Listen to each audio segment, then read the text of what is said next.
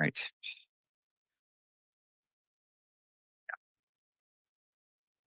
No, it's not louder. I could say that when I was not the head. Now that I'm the chair, I feel more deference not to just slam it into the ground. Good evening, everyone. Thank you for your patience. We'll go ahead and get going with tonight's planning commission meeting. Before we do is call to order. You can do a roll call on that.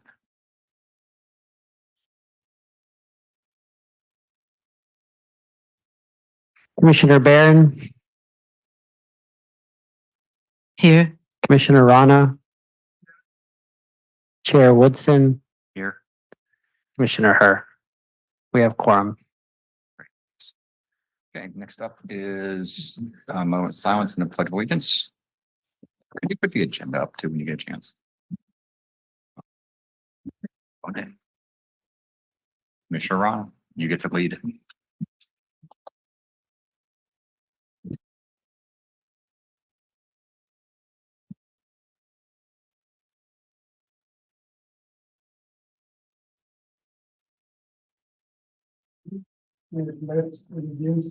Flag of the United States of America. And to the republic for which it stands, one nation, under God, indivisible, with liberty and justice for all. Just a second. So I pulled up. Your page for a minute. I forgot to print the agenda. Okay, next up is special announcements and communications from the floor. Do we have anybody? So this could also be any time or any comments you want to make that are not pertinent to what is on the consent agenda today. Yep. Well, no, that's already on the agenda. What's that? Never mind.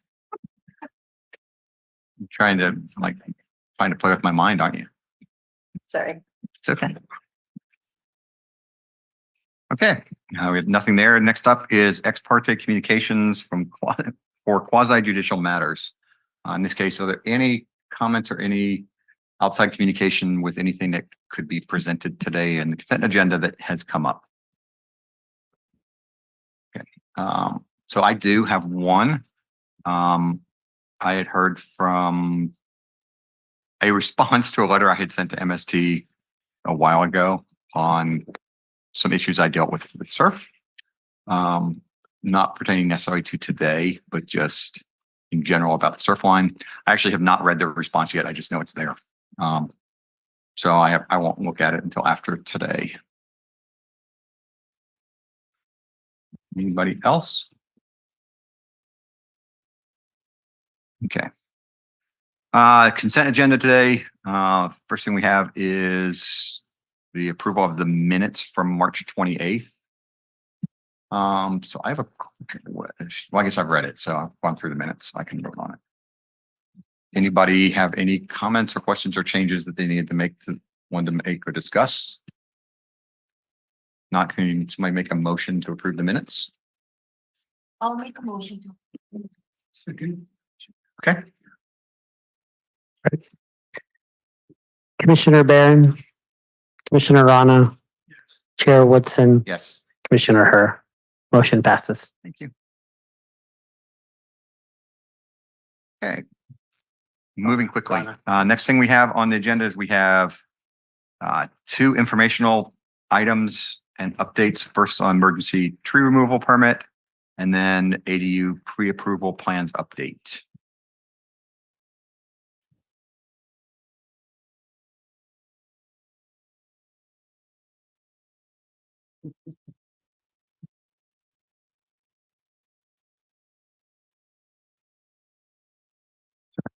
You guys hear me okay? Yes, okay. So we received an emergency tree removal for 347 Carmel Avenue. This is a mobile home park in Marina. During the storms, a tree fell over, a cypress tree fell and landed on a mobile home. and damaged a mobile home as well as a tree. It actually hit another tree and damaged the tree to a point where that tree became dangerous for falling as well.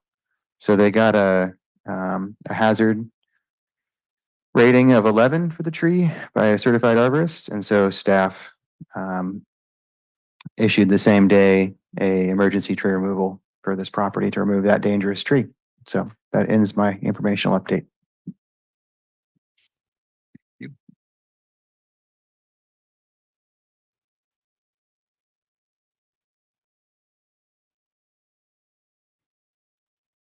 Ready for B? Yes. Okay. Item B is just an update on ADU pre-approved plans.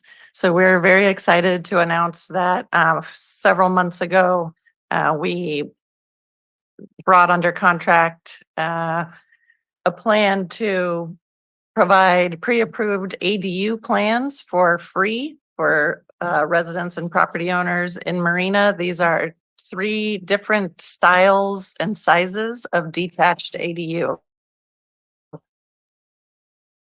So we got grant funding to pay the designer to prepare these plans. They're going through city plan check right now through our building department.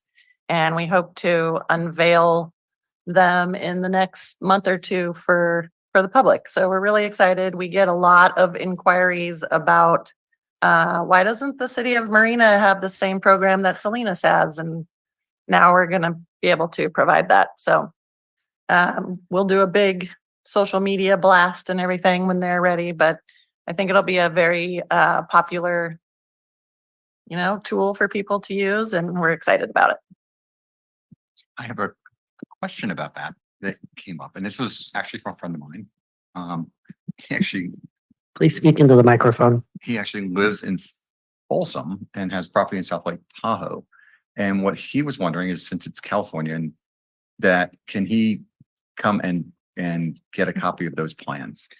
No, these plans will be owned by the city of Marina and stamped by a qualified architect who prepares them, and they are subject to city of Marina municipal building code.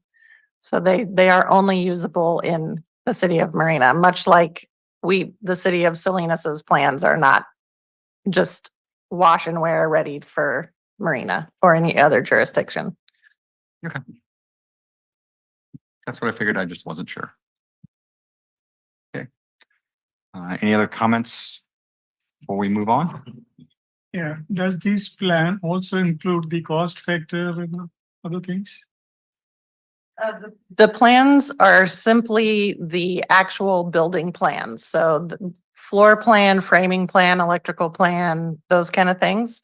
They are already pre-approved, so there will be a very small fee associated with getting them through the building permit process. It does still require a building permit. We have to evaluate the site and site-specific requirements like setbacks and details like that. And then the construction of the building is still up to the property owner. So basically, we're giving them the drawings, the approved drawings, but we're not giving them any type of material takeoff. Correct. Anything else? Okay, moving on. Next up we have is item 8, which is our public hearings. We've got 3 things on the agenda for that today. We have, first up is Monterey Salinas Transit, Coastal Development and Tree Removal Permit. And we also have a conditional use permit on 250 Reservation Road. And then lastly, we have a continued item on the housing element update. We're going to start with the Coastal Development Tree Removal Permit. And what I want to, before I open this up to MST to the 10-minute presentation from you all tonight, or up to 10 minutes, if you want to take that. In addition to that, I do want to kind of lay out that as part of this, the right-of-way for this project belongs to TAMC and Transportation Agent of Monterey County. It does not belong to the city of Marina.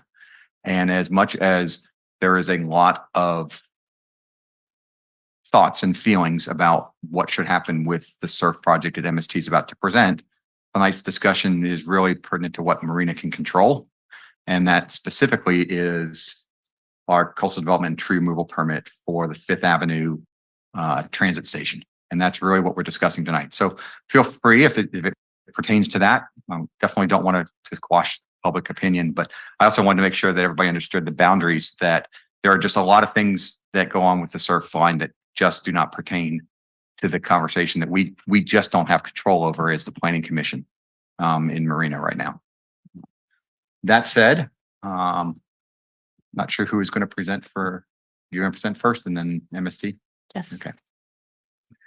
Thank you, Chair Woodson. I'm Allison Hunter. I'm the planning manager for the city of Marina and the project planner for this project. This is the Monterey Salinas Transit Surf Bus Rapid Transit Coastal Development and Tree Removal Permits, CDP TR 2304 is the file name. And what I'm going to provide more of a procedural overview for the commission and members of the public. And then the MST staff will go into all the pretty pictures and much more detail about the project itself. I'm really focusing on the procedure, the permitting, and the facts of the project as they pertain, like Chair Woodson mentioned, specifically to the role of the city of Marina and the Planning Commission. So a really quick overview, MST has received federal funding to develop a bus rapid transit line through Marina to Sand City. Within Marina, surf route will use existing city streets from the DeForest and Reservation existing transit station to a new transit stop at the Palm Avenue and Del Monte intersection, near that intersection, within the TAMC right-of-way. And TAMC is the transportation agency for Monterey County. So this map on the screen, you can see the red, the linear red outline. The very top right corner is the extent within the portion of the right-of-way. And that is, you can see Cypress Avenue and Rhine-Dollar, and then this, of note, this orange hatched area is actually the boundary of the coastal zone, and it coincides with the Highway 1 right-of-way. So we will be talking about this as we move on.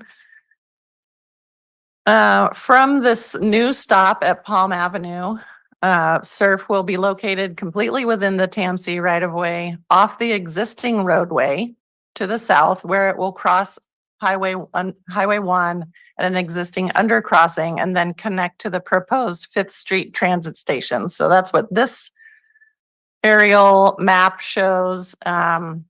Here's the undercrossing from the west side, and it goes under the freeway over to their property, which is not in the coastal zone. So keep in mind that this whole 5th Street Transit Center is outside the coastal zone. So this CDP is not applicable to this part of the project.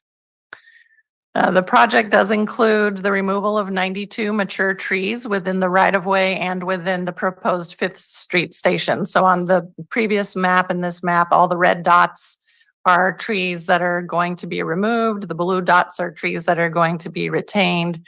And of course, when they start construction, there may be additional trees that they can retain, and they will do that if it's possible once they actually get the grading underway and things like that.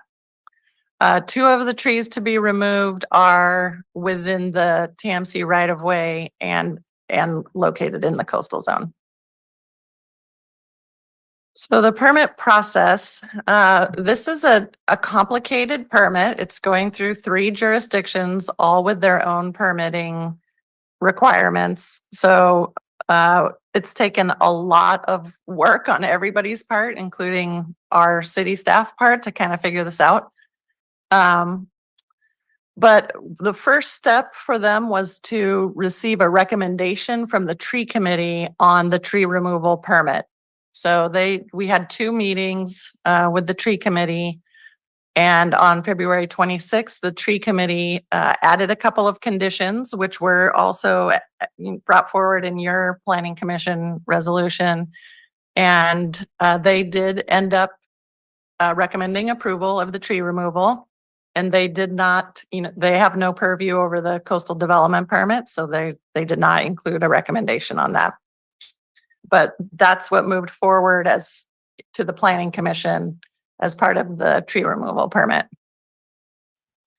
The coastal zone brings up another complicated factor, but the area within the city's retained permit jurisdiction in the coastal zone is only 0.37 acres. That's the very small area that your whole entire CDP is focused on. And the reason we only have this much area in the coastal zone is because the California Coastal Commission announced halfway through the project that they actually have retained coastal development permit jurisdiction for the whole length within the city of Marina city limits, but the length on the west side of the freeway south of the overpass at Del Monte. So that's why we're left with just this little tiny bit in the coastal zone. And that's what that last bullet is referring to. So the little 0.37 acre portion in the coastal zone, which is delineated here in the yellow and red, is highly constrained. As you all know, you probably drive or walk or bike through here all the time. It is constrained by, I think, 4 different transportation rights of way. It's got access to the water district's sewer pump station right there. It is highly constrained. And I'm having a hard time reading I can read it right here on my little screen. There has been some comments brought up about environmentally sensitive habitat area, or ESHA, which is a very specifically defined category of habitat. It's defined in the Coastal Act, and it's carried forward in our local coastal program, or LCP. And it is defined as any area in which plant or animal life or their habitats or either rare or especially valuable because of their special nature or role in an ecosystem, and which could be easily disturbed or degraded by human activities and developments. So the biological report prepared for the project indicated, and it's fairly easy to see just with your naked eye, that this is a heavily degraded area, degraded by human activities. The biological report indicated that there are no special status species located in this little patch. So we're moving forward with the assertion that this bit is not ESHA. So keep in mind that the whole rest of the project that's not in the coastal zone, we're not dealing with ESHA. So that's just this little bit here. So relating to the California Environmental Quality Act, or CEQA, MST is the lead agency under CEQA. So the city has permit authority, but we're what's called a responsible agency under CEQA. So the lead agency did consult with City of Marina as responsible agency. They actually adopted their own mitigated negative declaration and then an exemption. The City of Marina is recommending that we just adopt the same exemption, a statutory exemption 21080.25, which specifically authorizes bus rapid transit and other transit projects like MST's SURF project. So as I mentioned earlier, there are other permits required, including a coastal development permit from the Coastal Commission. MST is seeking permit issuance from all three jurisdictions at the same time. There's no prohibition against that. There's nowhere in the rules that says you have to wait for the Coastal Commission to act before you can apply for other coastal permits with other agencies. The other permits that will be required from the city will be encroachment permits, of course, for any work that's done within the city's public right of way for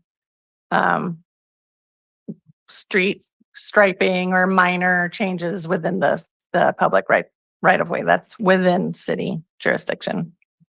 So just a couple of reminders about the scope of the Planning Commission's review authority, just building on what Chair Woodson mentioned earlier.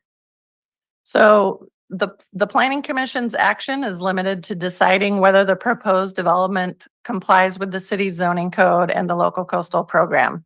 These findings were provided to you, and as always, staff also provided justification for each finding for your commission's use. Other details of the bigger SURF project, like funding sources, ridership modeling, personal opinions about the need or desirability of the project, or other jurisdictions' permitting requirements, are not germane to the Planning Commission's review. Those are outside city control, like Chair Woodson said. Just a note about, we got a letter about Proposition 116. It is not relevant to the city's permit review as the city has no role in funding this project. So it's just not a relevant comment for this particular project. And then other activities that are currently operating in the TAMC right-of-way are also not part of this review and should not be considered as part of the SURF permit application. I do have one minor correction to your draft resolution, which simply there was in the title of the resolution, there was a reference to approximately 1 acre of the project in the coastal zone, but that has been corrected to reflect the 0.37 acre. So as always, here is our recommended motion. This is the same motion that was included in your staff report. I'm available for questions. MST staff is ready to make a presentation as well.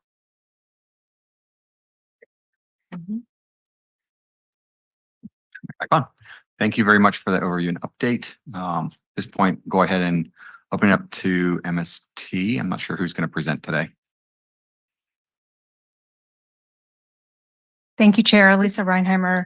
I'm the Assistant General Manager with Monterey Salinas Transit, and I am also a Marina resident like you. So thank you for allowing us some time on your agenda to present our project. And I wanted to share with you that we've had a very transparent and robust public engagement process, which has where we have attended more than 140 public meetings, events, et cetera, and reached over 4,300 people about this project. And we've really received overwhelming support for the project, and we submitted that to the city. We have a copy of it here if you'd like. We, like Allison said, we're requesting these 2 permits from the Planning Commission. And I will try to be brief in my comments. So this commission first heard about the SURF project back in late February when you reviewed our transit-oriented development planning study. And in that presentation, we shared with you the interconnection between land use and transportation, first mile, last mile connections, and how they support vibrant communities. And with the SURF project, we have been very keen on understanding what's going on in Marina and what's happening with the downtown vitalization plan, because transit is such an integral part of vibrant communities. So when public infrastructure investments such as the SURF busway and bus rapid transit project or other transit supportive projects go in, private investment in affordable housing and retail and other destination serving investments occur when those developments happen. So, this is the slide I want. Good. So I'll just go briefly over our project, talk about the 5th Street Station, I think Allison did a great job of outlining the tree removal permit and the coastal development permit, so I won't go too much into detail there. Next slide. So MST operates 34 transit lines connecting people across I wish all of California, across Monterey County, but you can get to the rest of California starting in Marina. A person can travel from Marina to Gilroy or Paso Robles on only $2 and go to the aquarium, leave the car at home, not have to pay for parking. So we are a connection for our communities to outside of Marina and into Marina. One of our highest ridership routes is the Line 20, which connects Marina residents and employees to Salinas as well as to Monterey. We serve over 26,000 riders on Line 20 every month and growing. Our vision is connecting communities, creating opportunity, and being kind to our planet, and is through this lens which all of our decisions are guided and our programs and projects as well. So we have many objectives integral to the Surf Busway and Bus Rapid Transit project, including improving mobility for the residents and visitors traveling into our area, including improving on-time performance of our MST system. The two biggest things that make transit successful are improving and increasing increasing frequency, the number of times the bus comes to your bus stop, as well as the travel time reliability. In other words, we can get you to your destination on time. The second objective was to engage and serve the disadvantaged communities and low-income communities within the cities of Marina, Sand City, and Seaside. Our third is to reduce congestion on Highway 1 from local and interregional commuter traffic through this project. In fact, we've been tracking how many cars we remove from area roadways on a monthly basis. And in 2023, we removed 1.5 million vehicle trips off of area roadways.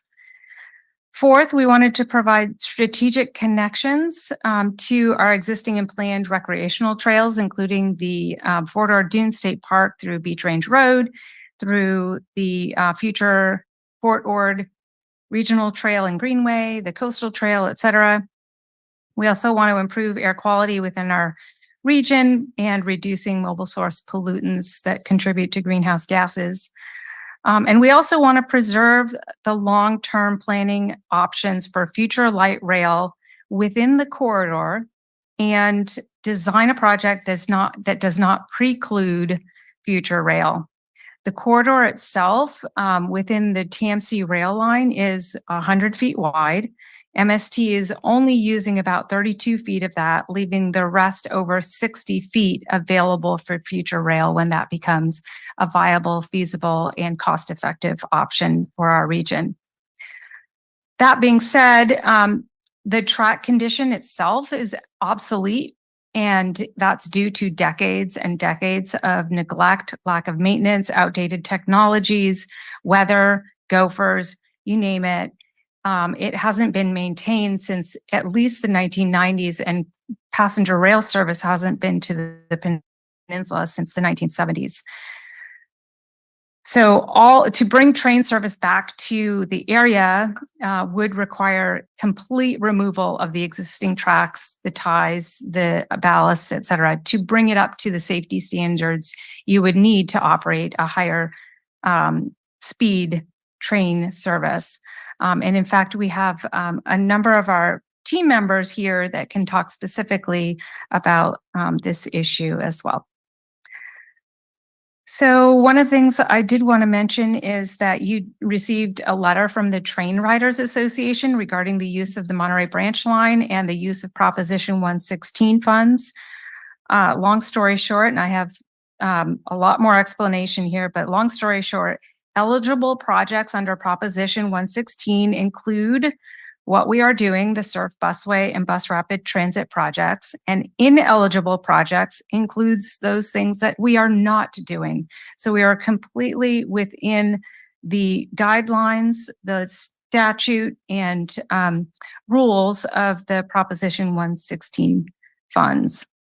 The SURF project also aligns with state goals. There are 19 separate pieces of legislation, executive orders, directives, supported by billions of dollars for public transportation, for mass transit, recognizing we can't build ourselves out of our car mess. So collectively, we're making progress towards combating global climate change and reducing vehicle miles traveled. So let's move on from that, and I'll talk specifically about this SURF project. We're constructing an exclusive bus-only lane, a road for buses only, not for other cars. It will be controlled by a gate arm to prevent other vehicles private vehicles from access. We're upgrading the traffic signals along Del Monte and Reservation to provide better traffic flow and to provide traffic signal priority for our buses to be able to also go through that more smoothly. We're adding 1 mile of new bicycle and pedestrian multi-use trails to extend to the Fort Ord Dune State Park area and coastal access. And we're also including a new mobility hub at the 5th Street station, which I'll get into. Once constructed, the operating service itself will be every 15-minute frequency during the weekdays, 30 minutes on the weekends, so that people can get that transit reliability and frequency that they need.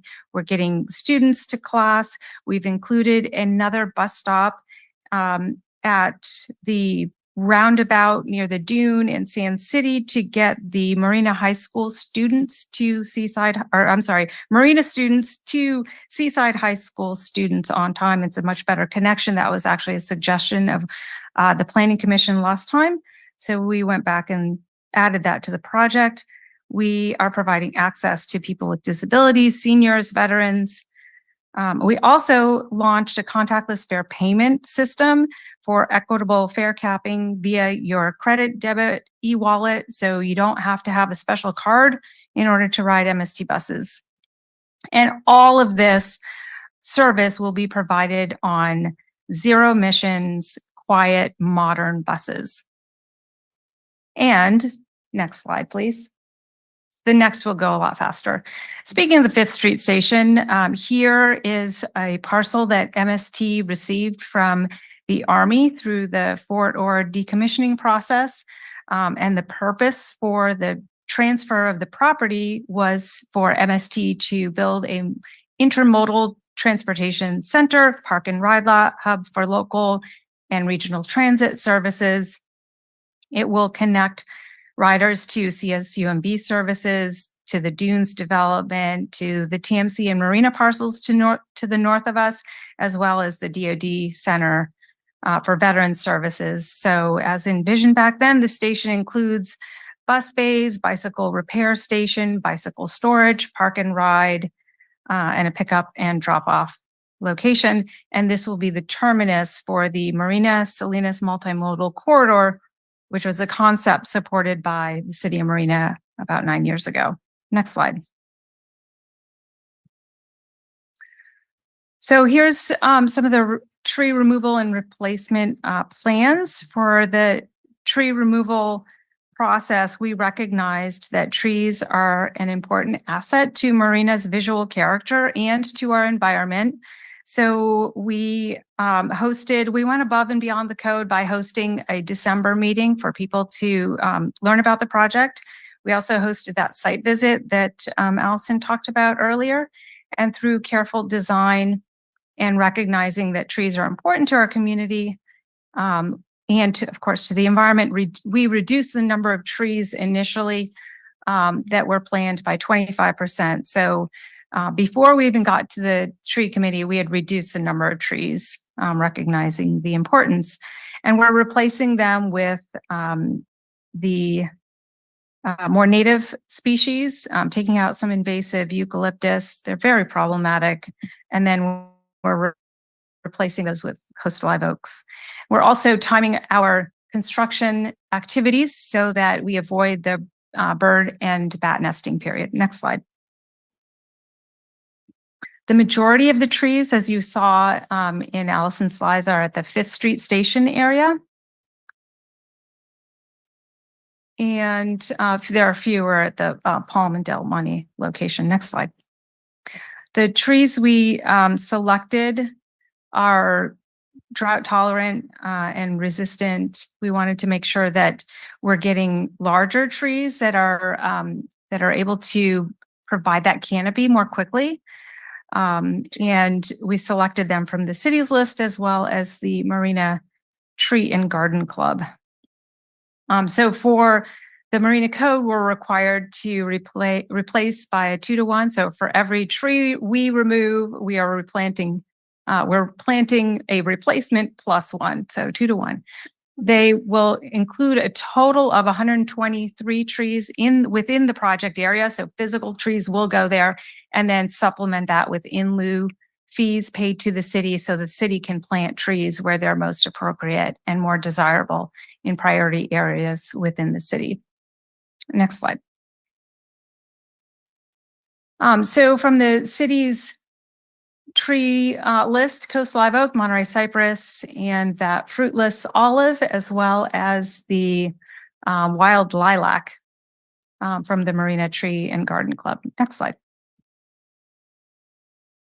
This is a view. This is taken from Google Street View, looking south at the Palm and Del Monte location.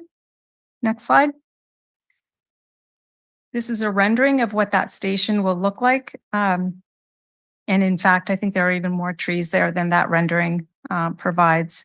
This stop will include bus stop shelters, real-time arrival information, level boarding areas for people with disabilities and folks who need that level surface. Next slide.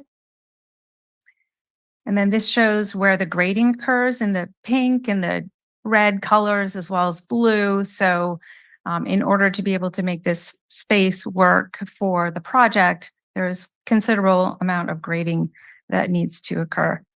And in here, we're connecting the Beach Range Road area along the west side, and I'll show you that a little bit in more detail later. Next slide. This is our tree landscaping plans, and here we're showing mostly Monterey cypress and the fruitless olive in this location. So the community around Palm and Del Monte Station will definitely have a more positive visual impact here with the trees that we're planting. Next slide. So let's move on to the 5th Street Station. Here's a visual of what it looks like today. The trees that you see in the background there are eucalyptus. Next slide. So MST hosted a site visit at this location, and you can see with this, there's several areas in pink, red, and blue where we need to do grading. And there is an extensive amount in this location because at the left-hand side, that's higher elevation than where the right-hand side is. So there's a considerable amount of grading that needs to occur there to meet the purpose and need of the project. We went out there to try to see if we could save some more of the trees, but unfortunately it's just so sloped and elevations changed so much we weren't able to do that. But if we can in the field at the time, we will save more trees. We will not go beyond the 92 approved in the permit, if that is approved this evening. Here we'll have those connections to CSUMB, the VA DOD clinic, the Dune shopping, affordable housing that's already occupied, as well as planned units. Next slide. This is a rendering of that same area. Next slide. So I talked about the tree removal permit here. I'm transitioning to the coastal development permit. Allison did go through this fairly extensively, but I did want to highlight in this disturbed area, there's ice plant, there's the old, obsolete, and weathered ballast.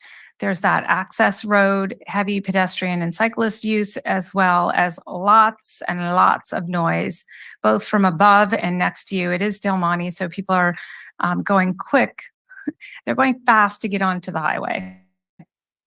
So it makes for a very noisy location. Next slide. So here are some photos of that area. You can see how disturbed it is. Next slide. And then in this location, I wanted to highlight that we're extending that Beach Range Road Trail, removing some of the old chain link fence. It's kind of not so great looking. It's weathered, it's rusted.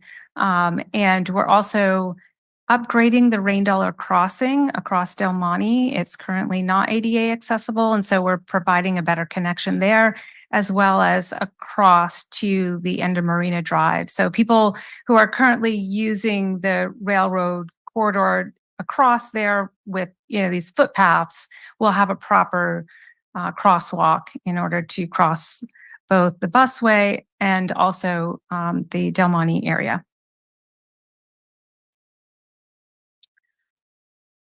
Okay, next slide. So in terms of permitting, we're asking you to approve a tree removal permit outside of the coastal zone, but within the coastal zone, in that very small amount of space, we're asking for a tree getting 2 trees removed there and a coastal development permit. We are working on separate coastal development permits through the California Coastal Commission as well as the City of Sand City.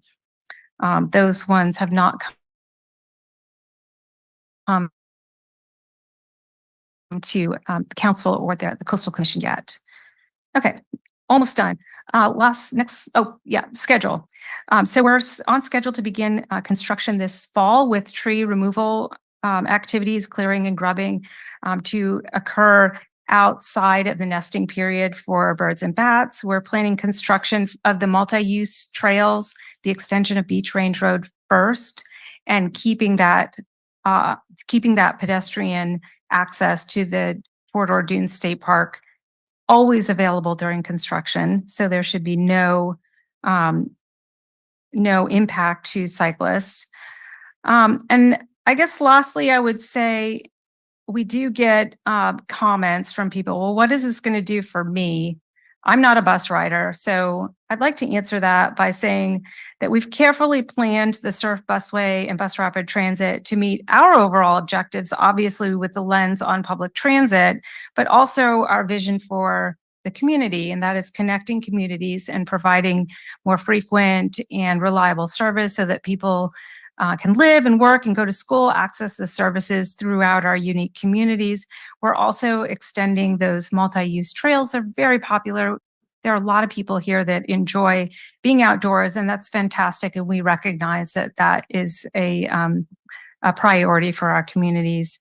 We're creating opportunity for over 317,000 passengers today that use the existing Line 20, where we're getting hourly workers to jobs on time, students to education, and people to healthcare services. We're being kind to our planet by operating only zero-emission vehicles on the busway, which will further reduce greenhouse gas emissions. The EPA has a greenhouse gas calculator, and so using that calculator, we're estimating 1,900 acres of forest sequestered annually as a result of the greenhouse gas emissions savings, and we're also timing construction to avoid the nesting birds and bats. And so if you have specific questions about the project, I have a team here to answer those specific questions, but I urge you to support our tree removal permit and coastal development permit for this important project. Thank you very much for the updated presentation today on this. I think at this point, I want to turn to the other commissioners. Do you have any other comment? Do you have any questions for Alyssa or the design staff? Go on, Commissioner Herr. Well, my question is, have you done any survey regarding how many students are using this MSD services, like high schoolers? Because we have local high schools, Seaside High School, Marina High School, Monterey. So high schoolers and community college, as well as CSU, MPC as well as CSUMB. So have you done survey in terms of the timing that students are using or routes that are frequently used by this population? Right. So I don't have a specific number for you, but I can dance around it a little bit. not in a bad way, in a good way. We currently have a contract with CSUMB, Hartnell, MPC to provide all of their students with a free monthly MST pass. And I can get back to you on the specific numbers. And in fact, there is a MPC student here who uses MST to get to MPC. And I know he's been active in, you know, understanding other students' needs and what have you on public transit. The other thing I would say is that especially during school start times for the high school kids, our buses do get full and busy, oftentimes with standing room only. With this school choice programs in the Monterey Peninsula Unified School District, high school students can really decide where they want to go within the school district. So there are students that I know of that go from Marina to Monterey High or to Seaside High or the other way around. So we do get quite full at about half an hour before school starts and, you know, trickling off at around, you know, 3:15, 3:30 when school ends. We also offer a $6.50 pass to students at the schools that a lot of people like to use on our services. Oh, go ahead. Hello, I'm Carl Sidorek, CEO for the Monterey Salinas Transit District. Our services are also popular with students in after-school activities, theater arts, music programs, athletic programs, because the school buses end at school bell time. So many students, especially those whose parents do not have cars or whose single car in the family may be used elsewhere, those students are dependent on MST in order to participate in those extracurricular activities in order to get them back home in the evenings, or if there's some activities start before the school day as well, some sports programs. So we provide that access to those programs to members of the community who may not own their own car. Thank you.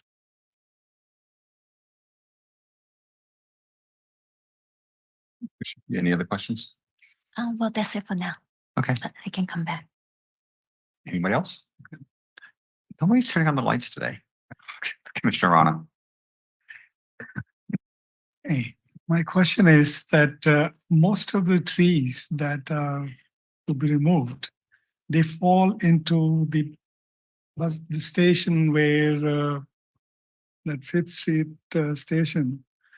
Have you considered some other option to locate this station somewhere where we don't have to remove so many trees?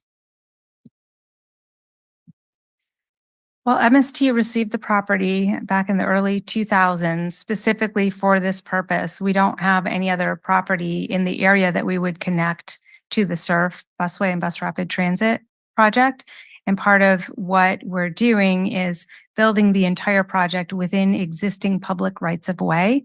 So there is no other property that I'm aware of where that could occur. So we did not look at other locations because we already had this public piece of property that MST owned.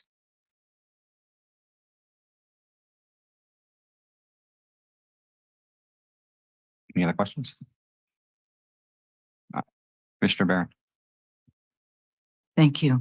I have a question about Proposition 116.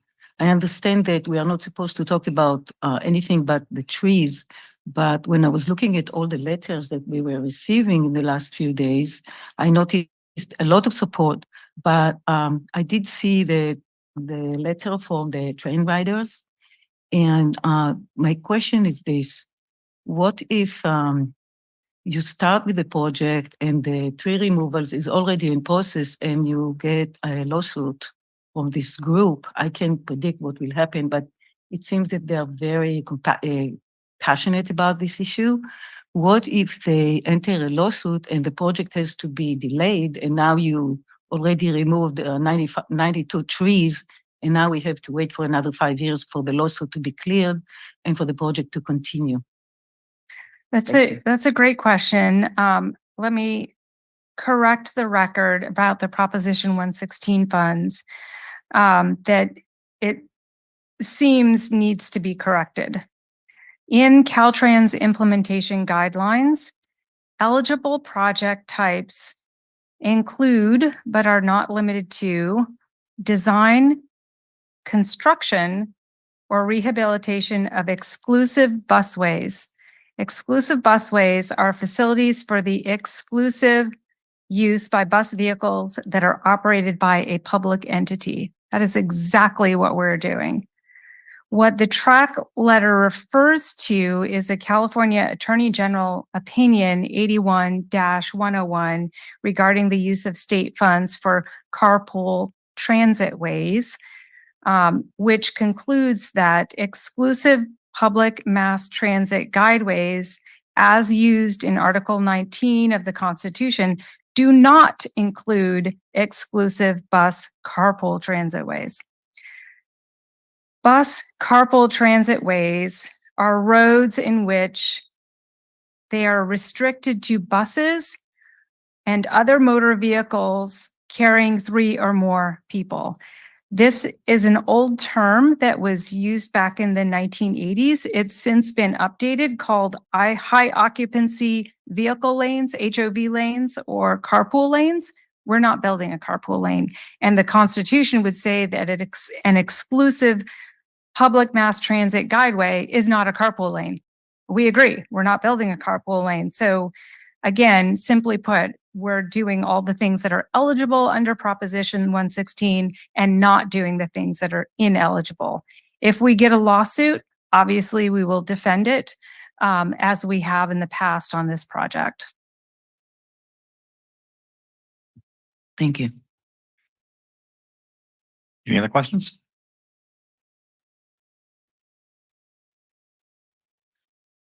Okay, so I have nothing on the CDP side. I mean, the bottom line is it's 0.37 acres that is in a very restricted right of way.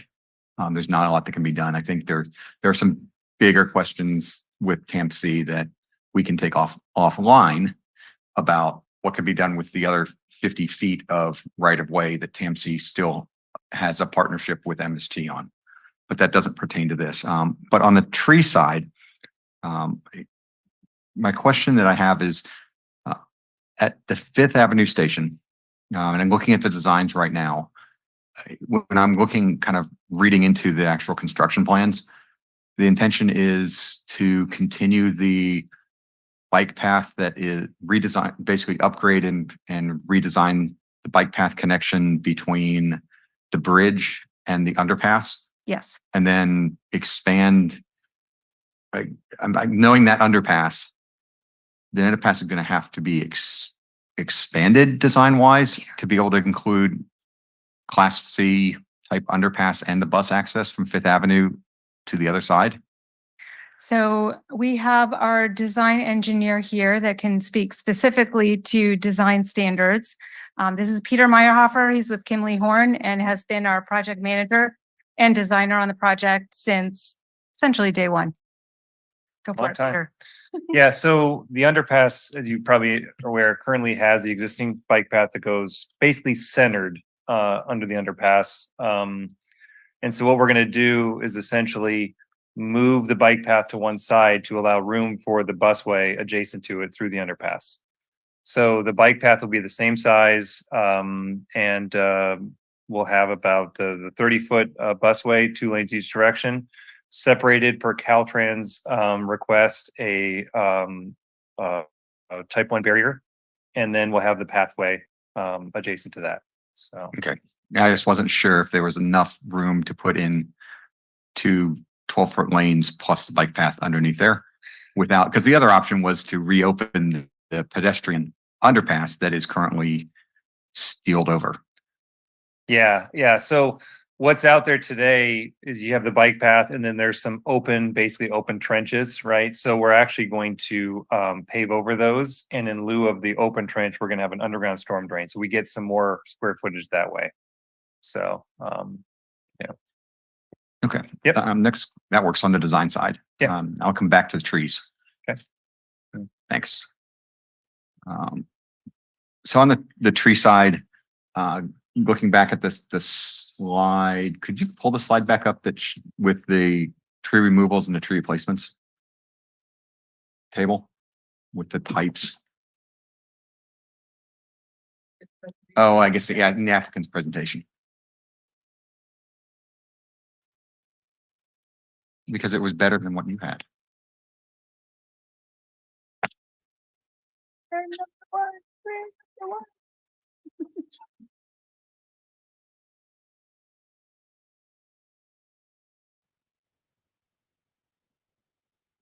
see anything. Yes, that one. Okay, so we've got, if I get this right, where we stand right now, based on the tree committee and in lieu of fees, and this is, I think it may be more of a staff question than it is to MST to understand. Right now, we're removing 92 trees, of which, what, 86 of them are coming out of Fifth Avenue, Fifth Street Station area. But overall, we're replacing them on site between Palm Avenue and Fifth Street Station with 123 trees, which leaves us with an in lieu of payment of approximately 59 trees that they're going to pay us for. And then we are going to choose, as a city, that money will be coming and will be dedicated funds for trees to be put someplace else in the city based on where the Public Works decides to put the trees. Correct. Yes. Okay, so that would be a comment. Then from a staff perspective, my comment would be that I would like to see those put along the beautification and Del Monte Avenue stretch of road that is going into it, because that supports the overall intent of what we're trying to do with Del Monte Avenue. Yeah, we have been speaking internally about that exact thing. That's probably where Public Works and the design team for that project would want those to go, because they are, they will be provided to the city, and we've been discussing that. I mean, it could be, if the whole commission agrees, you could modify this condition number 12 that talks about the replacement trees and recommend that those be dedicated to the Del Monte project. So that's the first part of that. See if I can remember the second part that I want to talk about. Actually, let me see. Oh, the other question I have, and again, this may come back to, I think this is a staff question, it's not an MST question, is we have had conversations about large versus small trees when we put them in. And I very specifically remember that the conversation went along the lines of small was better than really large when we were discussing it this was with the development at the dunes. And the conversation went basically to the point of the reason that the dunes or Sea Haven, one of the two, we put in smaller trees because the smaller trees have a better chance of survival and growing deep roots than putting in larger trees, because we can't get the root structure to go in as deeply in our soil environment. So I'm curious at how we are, nothing against MST's concept, because I generally think big, like a little bit larger or medium-sized tree, not a large size, but a medium-sized tree is better. But I am a little bit curious at kind of this disconnect that we've kind of created for ourselves on what's the right size of tree to be planting for this. That topic did not come up in the 2 meetings of the tree committee. So we haven't really discussed size. MST has offered larger box sizes, like you see in this photo, that are usually provided. But we haven't had the discussion specifically about larger versus smaller. Okay, so, and I don't think that's a condition that I would want to propose, such as I would like to propose the Del Monte one. I'll make that condition. But on this one, it is a staff action that I would like to get some clarification long-term on what is the right kind of suggestions, so that we don't have different developers coming in with different concepts that then create a differing opinion, because I want to make sure that we're consistent on what we're kind of presenting. So you're just asking staff to come back at a later time with like Correct. a little memo. Correct. And that it really has Okay. nothing to do with the MST specifically as much as just, Sure. those are, I think, my questions that I have right now. Thank you very much. Okay. Any other questions that from the commission? Okay, at this point,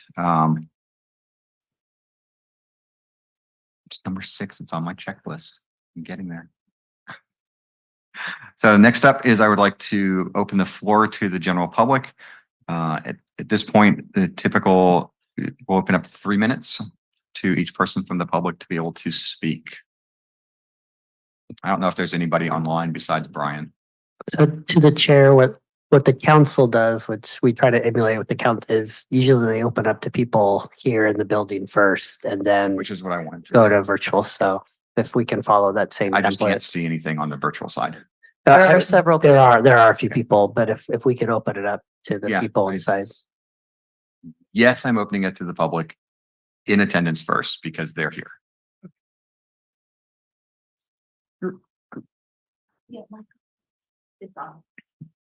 Greetings. My name is Christopher Ian Gonzalez Wilmot. I'm in full support of the MST Surf Busway. We should probably get this done because it would be because the population out in the dunes area is just, growing as it is out here in the downtown Marina and everywhere else. And so far, we should probably get it built because then it would be like, because we don't want to have like Los Angeles traffic. If we were just to do like one more lane, which would not work out, because like me and some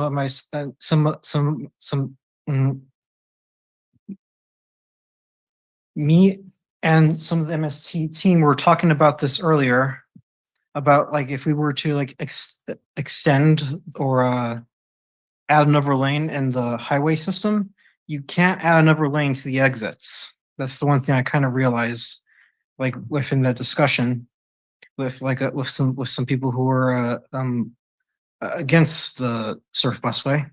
But at this point in time, we should be able to get this done because we need to start building, because that in the dunes area, like, where all those new housing developments are being built, population only gonna get bigger. And with that comes more traffic, and with that, who wants to deal with traffic? No one. That's why it's important to get this busway built. And my dad was in support of it, who was the former mayor, Gary Wilmot, back in 2003, and it was supposed to get done in 2008, but then it was called, like, new elections happened, COVID happened, so we should be able to get it done within the next 2 or 3 years, because this was supposed to be done back in 2008. And yeah, I'm in full support of this new development, and we should probably get it done. And I really wish that you vote yes. So please vote yes. Thank you. Thanks, Chris.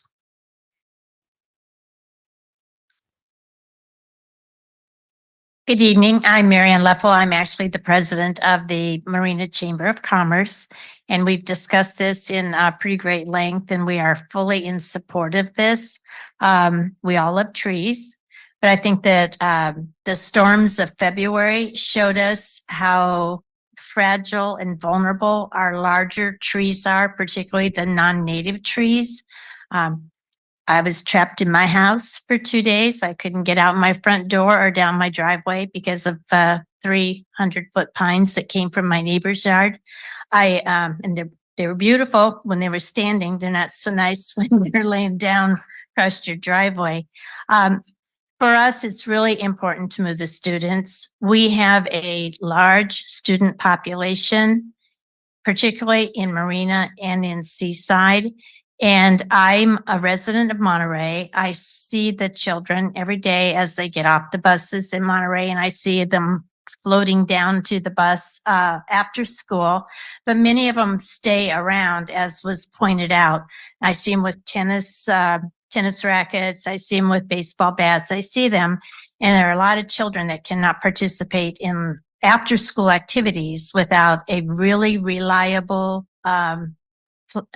bus system, and I think it's extremely important. We've also got a lot of workforce that really doesn't want to be in cars, but right now they're pretty much forced into it because they're trapped out there on Highway 1 coming and going, and it goes in both directions slowly. And it's hard if you're having that anxiety when you're on your way to work or to drop your child at school, and then you get to the workforce. I was in banking. We had a lot of branches, and we would get many people, and this is 20 years ago, who would come harried to work because they had been trapped in traffic. So I think this is really important. And just on the ecology piece of it, to get that many cars off the road benefits all of us with fresh air and a better quality of life. So we're fully in support of this, and I hope that you will support it. Thank you. Thanks. Any other comments from the floor?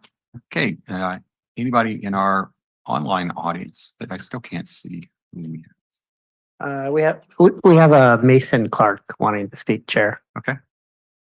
Go ahead, Mason. Okay, can you guys hear me?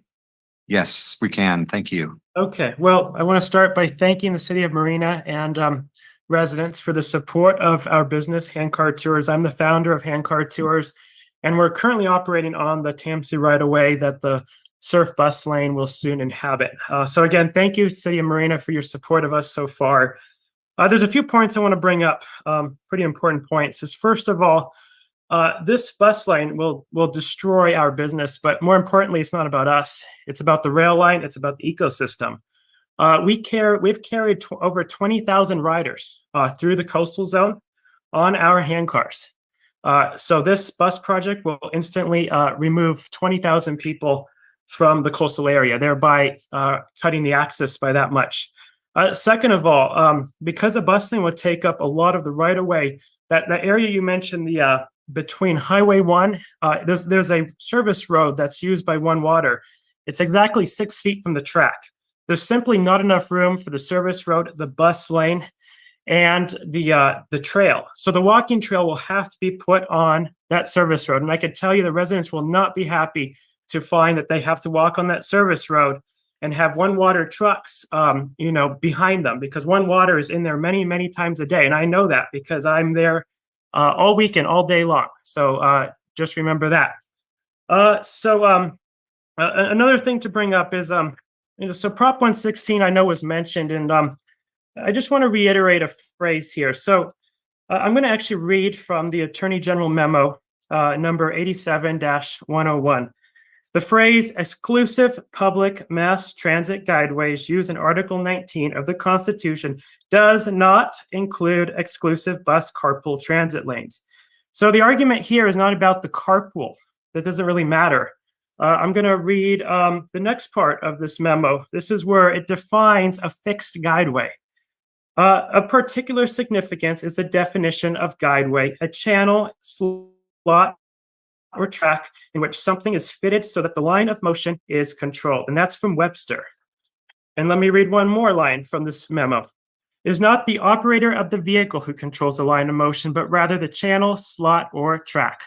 So unless you guys want to change the Webster's definition of a fixed guideway, a bus lane does not meet that definition. So again, fixed guideway in California, in the state of California, according to the Attorney General memo, does not include bus lanes. So that's it, guys. Thank you very much. Thanks very much, Mason. Anybody else online? We have Mike LaBear wanting to speak, Chair Woodson. Go ahead, Mike. Chair and Commissioners, thank you for this opportunity to speak with you. My name is Mike Labar. I am a member of both MST and TAMC board. I'm not speaking on behalf of either board tonight, but as a personal private citizen, because this is a very important project for our region. I have watched this project be developed over the past 9 years as I served on both of these boards. And what I really want you to know is the professionalism, and the care of our community that all the members of the staff, which I believe are a team, have put into this project. One of the things about MST, and something I've just been amazed about, is everything they do, it's about the community. They work very hard to provide the best for everyone. And when it comes to these projects, they are by far some of the best team members I've seen put together projects, making sure everything works, really engaging with the public and incorporating that feedback. And I think what was presented to you tonight regarding these trees shows that they are there to work with you. And I've always appreciated what Marina has done. I really encourage you to support the staff recommendation. This is a very important project. I don't live in the area, but many of the residents in my area use line 23 to get to the peninsula. And this is something that will benefit them as well. Thank you, commissioners. Thank you, Chair. Great. Thanks a lot, Mike. Anyone else? Double check. Chair Woodson, no one else has raised their hand.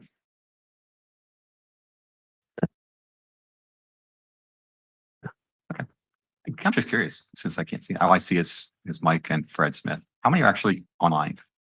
We have 1, 2, 3, 4, 5 people online, and then a few staff members as well.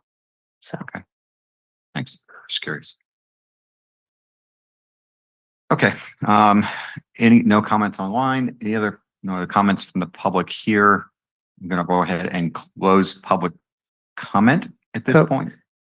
just because there were some comments and we need to protect the administrative record, I was hoping we could have our Deputy City Attorney Joseph Petta address the Proposition 116 question again, if that's possible, Chair Woodson. Sure. Hi, can you hear me? Yes. Great. My video, there we go. Hi, commissioners, hi, staff.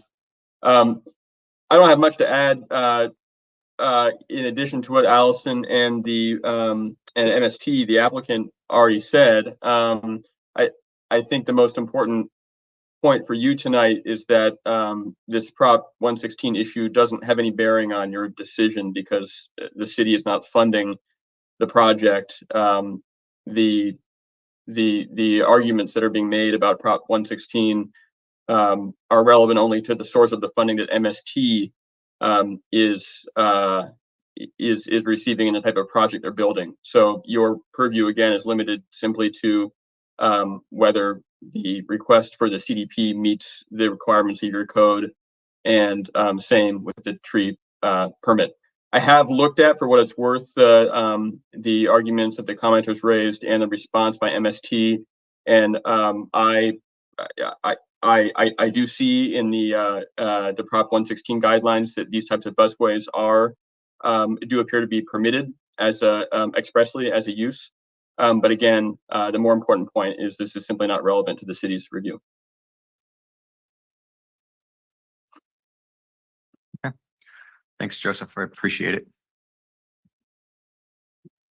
Anybody else? I'm missing.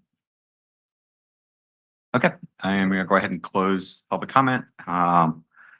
Great, from my perspective, any other comments from the commissioners that you want to discuss or raise? Sure. No. Okay, at this point, we need to go ahead and make a motion, and I will remind the audience and the group that, again, as we talked about earlier, we are only addressing two specific issues. We're addressing the 0.37 acres of CDP and whether that's permitted use, which I think it has not, there just isn't any discussion on it. It's pretty straightforward, that this is conditional use that's approved, and it's approved in the right of way, and that's been shown over and over again. in different discussions we've had. Which then leads to the second part, which is the standard, just a tree removal permit for our developers in the city. I think that having read through the motion and then having the conditions and based on the guidance, I would like to amend condition 12 of the motion itself.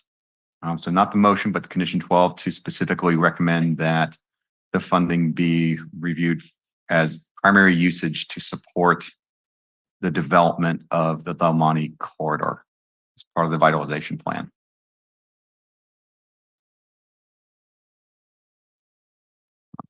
Are there any other comments on that you would like to see on the conditions before we go to the kind of next part?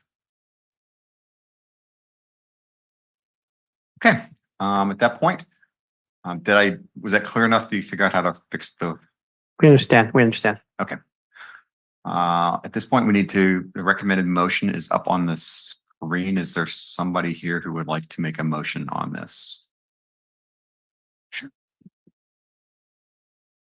I move to adopt PC Resolution 2024-09, approving CDR oblique TR 23004 for the SURF project as proposed, subject to findings, conditions of approval, and CEQA statutory exemption 21080.25 be in brackets. And could your motion include the requested modification to condition 12? Yes. So can I make a friendly amendment to that, that it would be, I move to adopt PC resolution up to as proposed, subject to the findings, amended conditions and parentheses condition number 12 of approval and CEQA statutory exemption. Would that be acceptable? And then the motion was to make a reasonable effort to plant the replacement trees or the Dedicated dedicated trees igloo along fields. the Del Monte corridor. That make a Yes. reasonable effort. Yes. Okay. So I just need to include those words in the resolution. I got it. And does Commissioner Rana accept your friendly amendment? I do.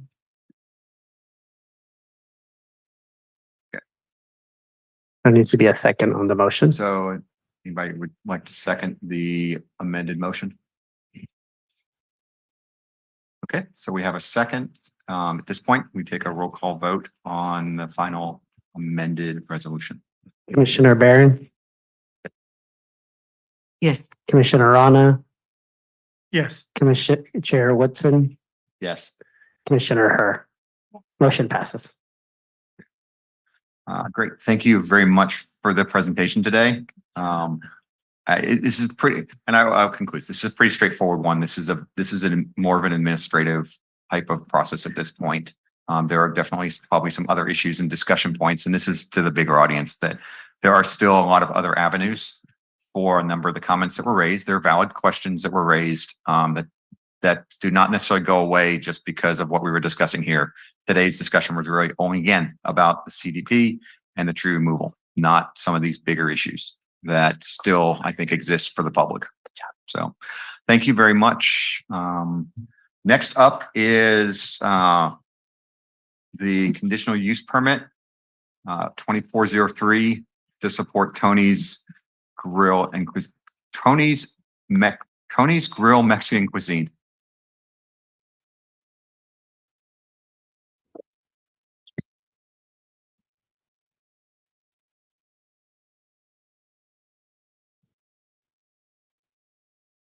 Good evening.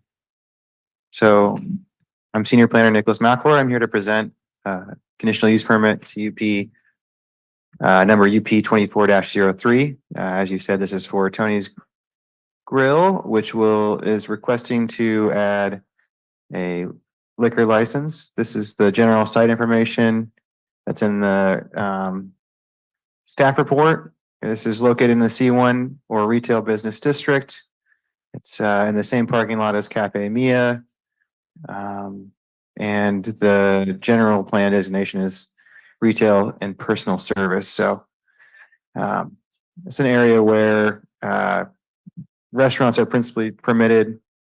This previously was a different restaurant and they're just taking over the space now. Their plan for the space is to include 30 chairs in the dining room. That includes 8 seats at a sort of a countertop. Their proposed hours of operation are 7 a.m. to 8 p.m. and they expect to serve alcohol between 10 a.m. and 10 p.m. Although they're allowed to serve at any time they're open. So I just wanted to add that to that.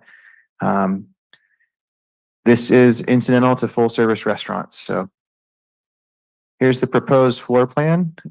It's not a large restaurant.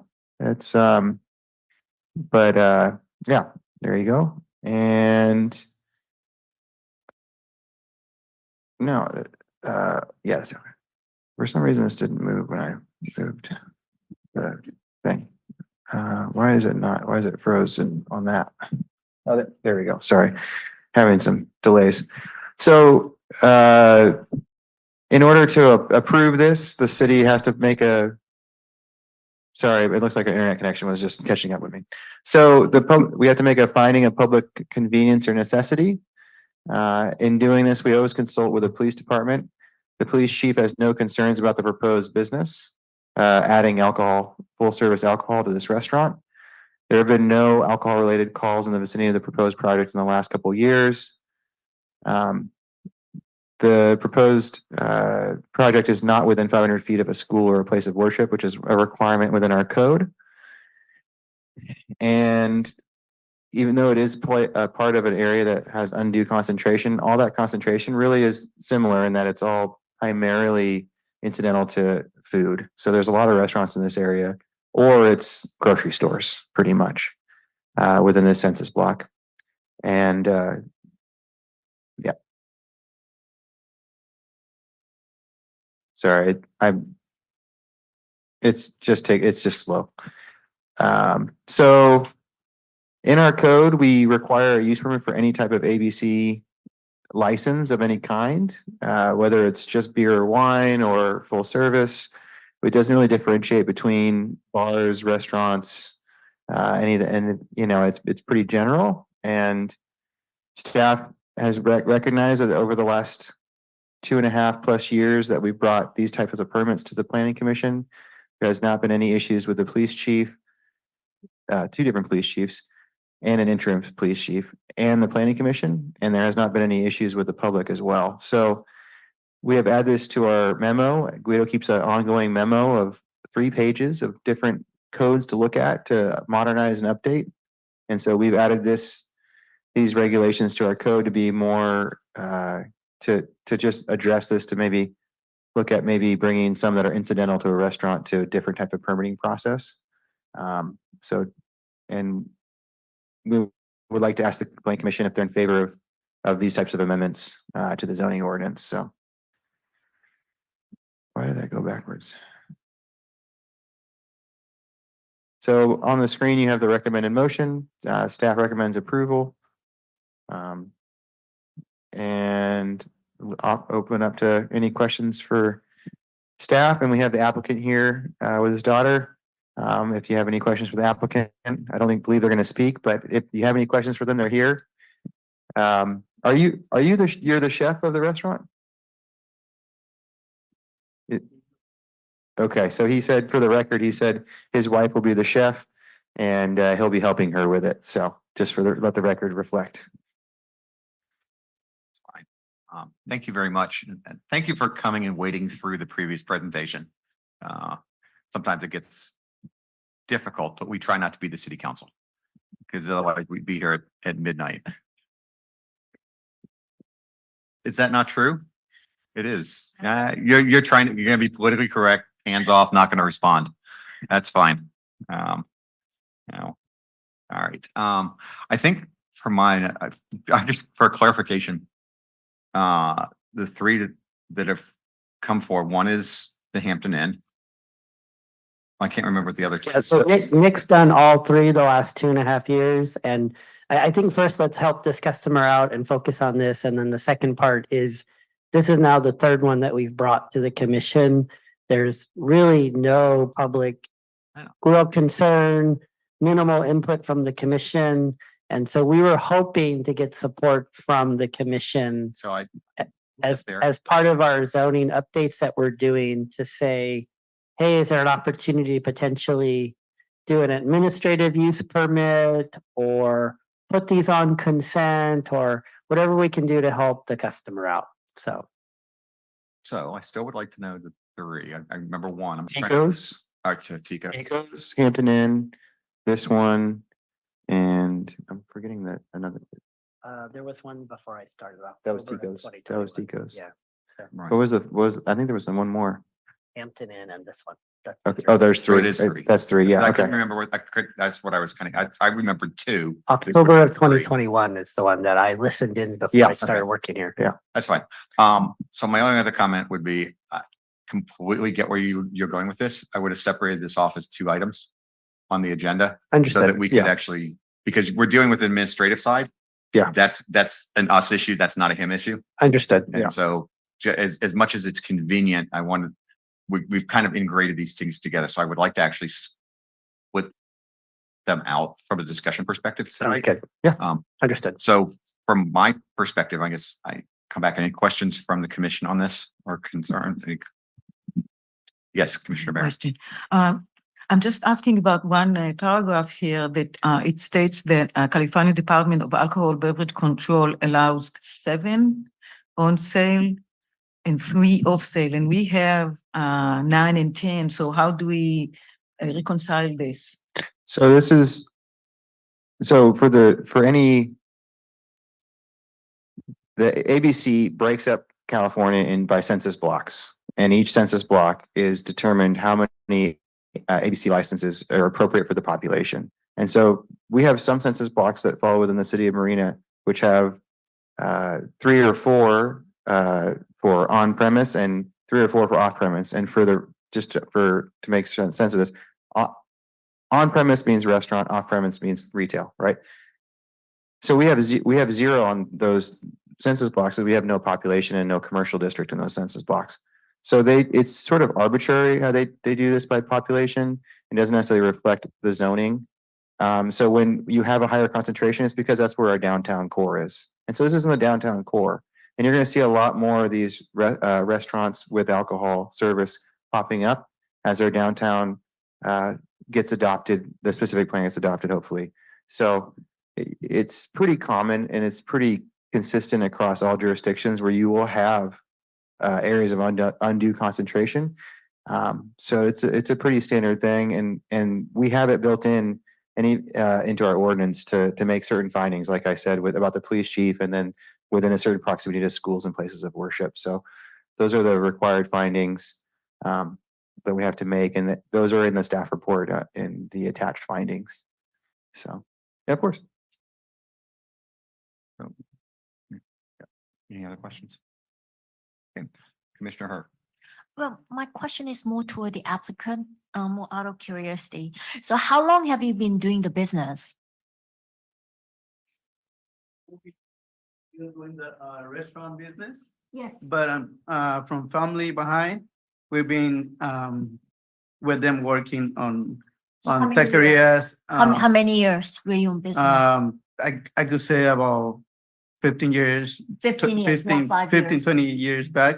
Oh, okay. My family's been in restaurants, and that's why we decided to step forward and give another step to our lives for our benefits and my daughter and my son. Oh, okay. Yeah. I mean, because for 15, 20 years, you didn't sell any alcohol. And then now you're giving reason, to, So I think the family has 15 to 20 years of experience in the restaurant Yeah. business. They are creating they finally decided to open their own restaurant Yeah. instead of working for others and Mhm. create their own business. So Yep. they have a proven track record of working in the industry, but this is their first restaurant that they're opening on their own and they're asking for So a, is it the same location geographically, or are you opening no, No. different location? Mhm. Yes. It used to be Evelyn's it's the other Restaurant. ones. The previous restaurant that was there was called Evelyn's. And it was a Italian restaurant. Yeah. Oh, so you're opening a new business Yeah. and you want to add alcohol to it? Yes. Okay.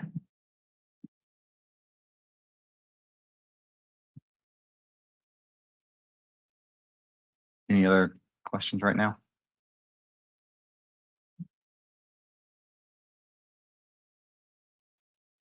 No. Commissioner Rana, the only one who hasn't spoken. No, I think it's very straightforward. Police has no issues. And there are nothing else on records. I'm okay with And I generally agree. I agree with Commissioner Ron on this. I think that our goal is to improve this corridor.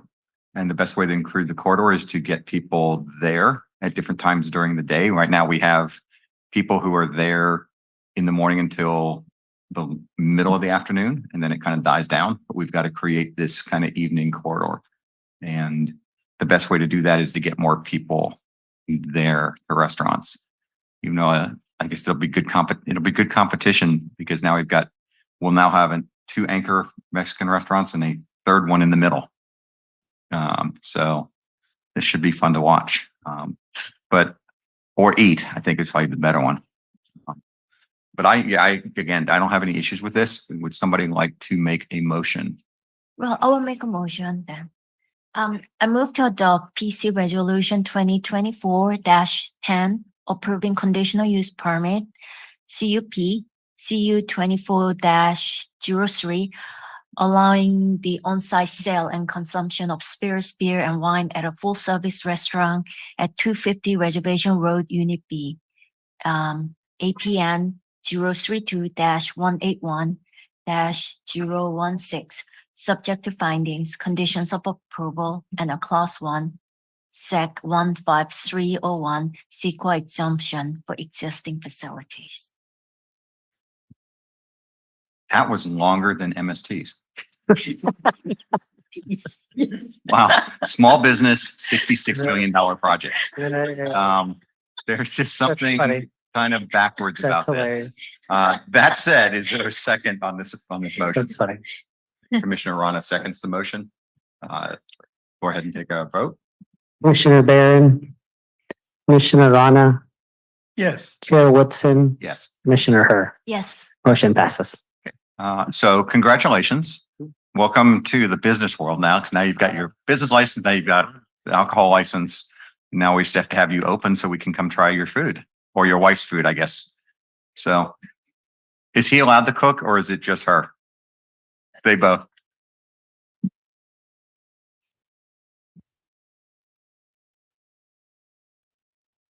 Are you going to pass judgment on which of them is a better cook? Or should you, we just won't go that far. Yeah. That's fine. Congratulations again. So you will probably see me there. You will. So great. Thank you very much. Okay. Next up on our agenda, you're free to stay or you're more than welcome to leave. Usually you don't want to hear about the rest of the stuff that goes on. Have a great night.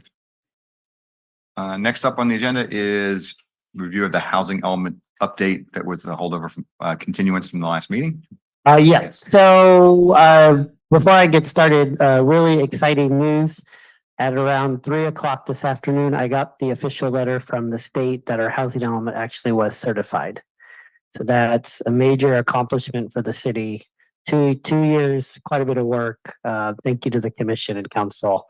And so I'm really just going to be continuing as long as I work here to update these implementation measures. Each year that I work here, there'll be about 5 to 6 different things that I have to bring. This is program 7.1 of the housing element. And just as a refresher, I won't go through all of this because the commission's pretty aware. December, we got direction from the council to send the housing element to the state. February 9th, we got a letter back saying, hey, we need some additional edits. March 19th, we resubmitted, and then today they certified it. And so what I'll be bringing to council very quickly is these were the final edits that the state requested. Please adopt this, and then we're done for at least the next 8 years. And then the rest of the stuff is just implementing the housing element. So this is a little bit of a refresher for the commission. So why are we here with these programs? So as part of housing element law, you have to adopt specific programs within your housing element that have specific action steps that a local government intends to undertake to implement policies and goals that reduce barriers to housing, provide consistent implementation of state law. The programs have to have specific timeframes. They have to identify a specific action that the local agency will do. And all of this is coming from the 31 housing bills that have been adopted to make cities have specific action steps to implement their housing element. Just further, why are we doing this? Well, the flip side of this, if we don't, there is a new unit within the housing HCD department that got authorized in the 2022 budget. HCD actually has a new accountability and enforcement unit. We will never get there. We will continue, but if you don't implement some of these changes, there are some pretty severe consequences. Hopefully we will never get there, decertification and whatnot. This stuff is not an esoteric exercise. Anaheim did not update their code in a timely fashion related to transitional and supportive housing.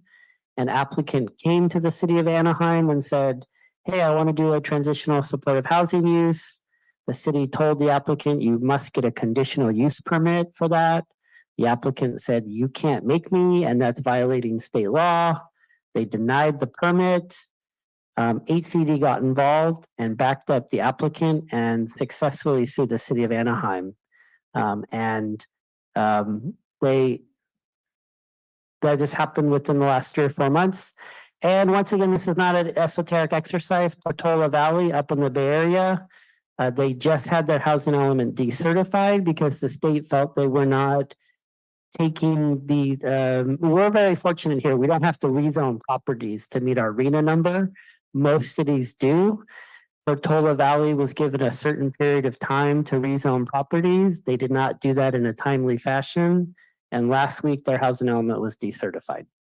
So the actions the commission and council takes are important. And this is not just some wonky technical planning stuff that we do. This has real world implications. So before you tonight is very, very surgical edits to the zoning code. Emergency shelters. There are some added definitions to emergency shelters. Transitional housing has to be an allowed use in all zoning districts, including the MHR district. There are further clarifications to our residential care facility ordinance to make sure that the findings are not subjective, so that there is more concrete ways that those type of housing units can be built. There's further clarification that care facilities should be allowed in the R1 zone. There's a word in our code about it should only be for seniors. ACD said, no, you should allow care facilities in the R1 zone for all type of persons and people. The reasonable accommodations ordinance that Allison worked on last year, the state looked at it. There were some subjective findings that the state did not like. They're asking us to take out those 2 findings. And the SRO, single room occupancy housing, they're wanting that to be very abundantly clear. That's a by right use allowed in multifamily housing. So the motion tonight is to recommend implementing program 7.1 to make zoning text amendments to Title 17 of the code and determine that this project is exempt from CEQA. And I can now take questions.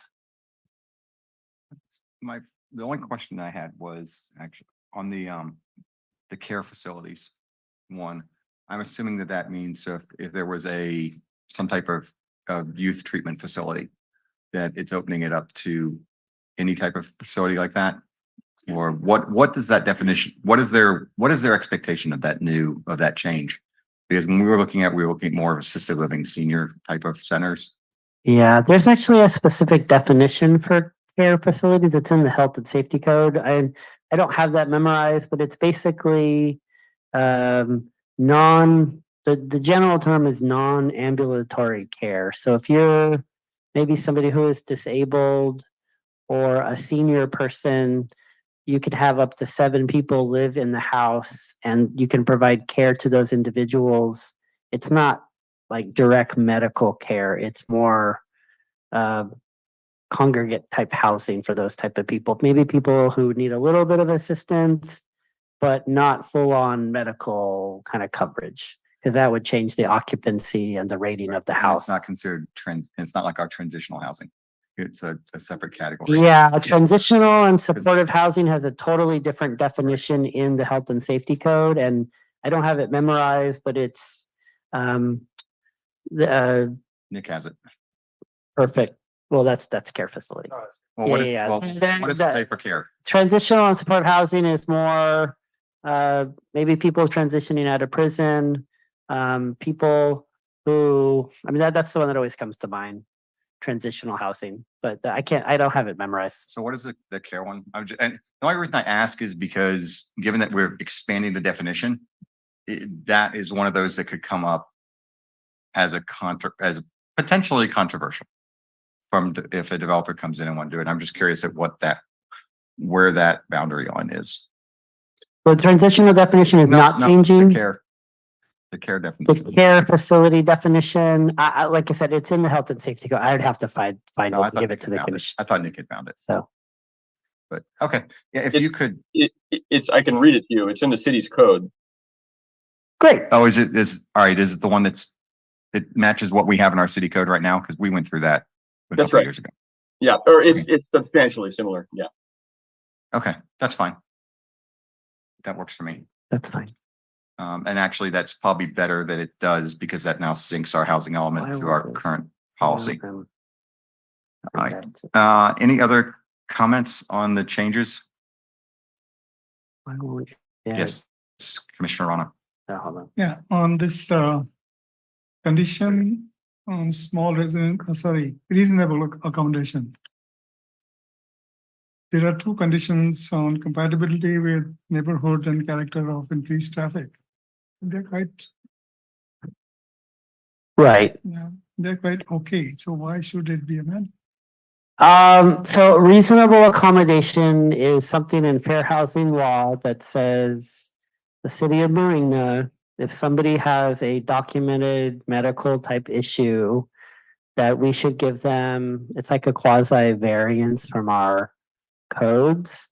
It's really about trying to help people who have some type of disability to get some waiver from, say, most people, if they need a ramp to get to their house. Usually the ramps will go into the front yard setback.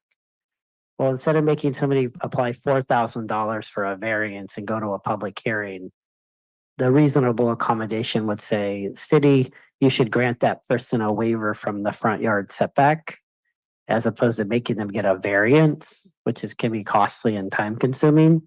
And the finding about traffic really has no bearing on giving that person an accommodation for let's say, like I said, for a ramp.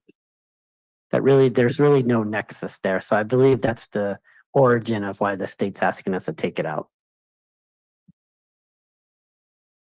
Okay, and also this single room occupancy housing. So if we remove this finding right in zones that permit multifamily housing, have we done some kind of a survey that multifamily housing people is it okay with them if we remove this finding? No, because we're really just trying to implement state law. Because this is already baked into the government or health and safety code. So we have not done a survey. So if it is state law, it is kind of mandated to us, so. Yes, a lot of the stuff that I'll be bringing to the commission related to it is our code says this, state law says this. We must change our code to comply with state law. So a lot of this stuff is kind of perfunctory, but we have to do it, so. For our alignment, that's correct.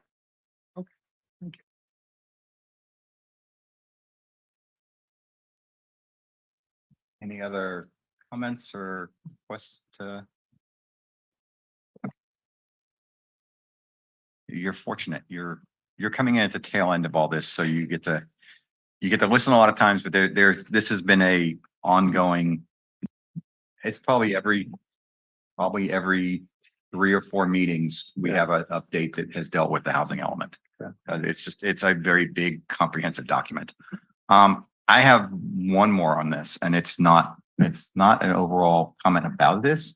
It's really a publication of this. And so I'm just curious, within AMBAG and our 8 jurisdictions within AMBAG, because we're all on the same cycle, That's correct.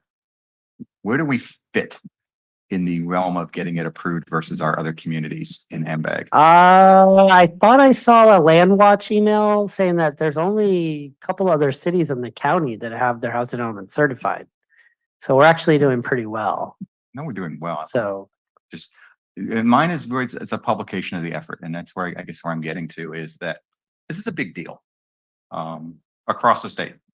I mean, it comes up everywhere. I spend time up north, and it is a constant issue, and most people have no idea the significance of what the housing element really means to their communities and how it links together things. And what I remember was 2 things. Number one of the communities on the peninsula that had significant problems with theirs, and how that the media jumped all over that last summer, and how when another community in our area, and this was with their 5th element, when they got that approved, it was huge news, front page of the Salinas Californian and the Monterey Herald of, oh, look, they got their 5th element approved. It's like, okay, it's a big deal, but they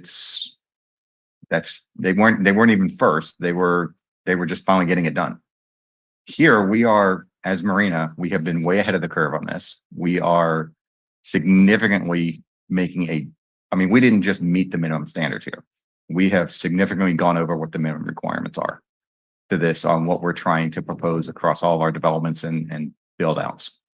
And I guess what I would leave it with is that we really need to promote this and put this out there to everybody that, Marina is a leader when it comes to the housing element and trying to address the bigger issues that we have. And these minor changes really are minor in the bigger realm of things. And so I would say that hopefully we are, as a city, going to promote this and try to get the local media to pick up on this and really put this out there and emphasize that we are really we're trying to make a bigger difference on the community. Going back to exactly what we talked about with the surf bus line, of that's an access point, and we are still a community that is an open access point into the bigger Monterey Peninsula.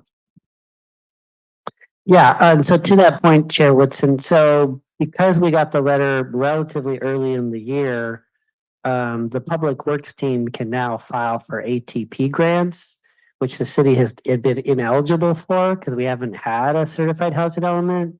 And that's anywhere from $8 to $10 million for all the sidewalk, bike, pedestrian, curb and gutter type of improvements. And that application is due in June. So in speaking with Edry and other Public Works employees, now that we've given them a little bit of lead time, they can actually file for that. And that's a major difference to your personal lives of walking around town. It's huge. The community, the road and sidewalk network in our community is a huge hot button issue for the city council that comes up over and over again. Maybe not in the meetings themselves, but definitely offline. Right. And so being able to, and I think that was the second part of this, which is just as last year, getting ahead of the curve on other things that weren't housing on, but just getting in front of the state and getting approvals early in the process have opened us up, and we've seen it over and over again. The ADU is another great example that because we got all that approved, it opened us up for grants, which we were then turned around and we were able to use to develop the standardized template for ADUs. And that's part of it it's not just getting it out to toot our own horn, but it's also to let the public know that because of what we've done here and what the city council has done, and I guess the planning commission and the staff, that we are opening ourselves up to a lot of potential applications for grants and other funding sources to really make a big difference to our city and our entire population, that it greatly expands past the additional comment of just, oh, it's the housing element. Right, and to that point, so the council adopted the pro-housing designation resolution 2 or 3 meetings ago, but I couldn't file for it until I got the housing element certified.